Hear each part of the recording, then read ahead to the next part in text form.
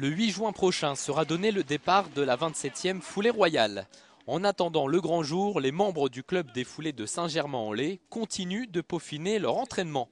À raison de 2 à 3 fois par semaine, tous ces coureurs se réunissent au stade Georges Lefebvre afin d'effectuer quelques exercices pour être fin prêt le jour J. Je place en fait des cerceaux pour travailler essentiellement la foulée, donc avec un espace assez réduit, puisque plus le niveau est fort et plus on agrandit au niveau de l'espace, puisqu'il y a une foulée beaucoup plus importante. Donc là, ça va permettre aux athlètes d'avoir travailler leur foulée en qualité, dans un cadre très facile, parce que en fait on a des athlètes de tous les niveaux, mais la foulée est toujours essentielle à travailler.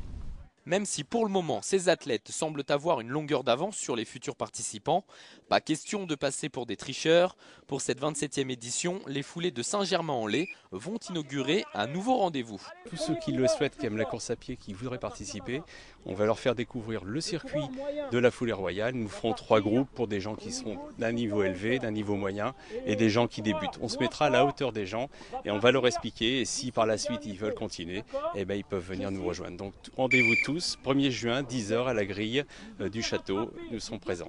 Si vous aussi vous voulez avoir votre chance lors de la prochaine foulée royale, vous savez donc ce qu'il vous reste à faire. Rendez-vous dimanche matin pour découvrir le parcours. Après, vous aurez une semaine pour vous préparer.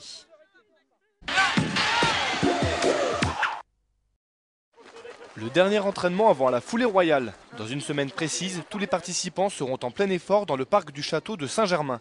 Une course à pied longue de 12,9 km qui nécessite quelques conseils. Là, vous avez 2 à 3 km difficiles avec la chaleur, la longueur de la terrasse qui est très monotone. Elle est très belle la première fois, elle est très monotone la deuxième, donc quand on a moins de jambes. Donc attention à ça surtout, quoi. Donc buvez beaucoup à l'avance. Cette année, les organisateurs ont mis l'accent sur la communication de l'événement. Si l'entraînement permet de faire connaître le parcours aux participants, il permet également de faire la promotion de la course à pied. Et a priori, le travail paye.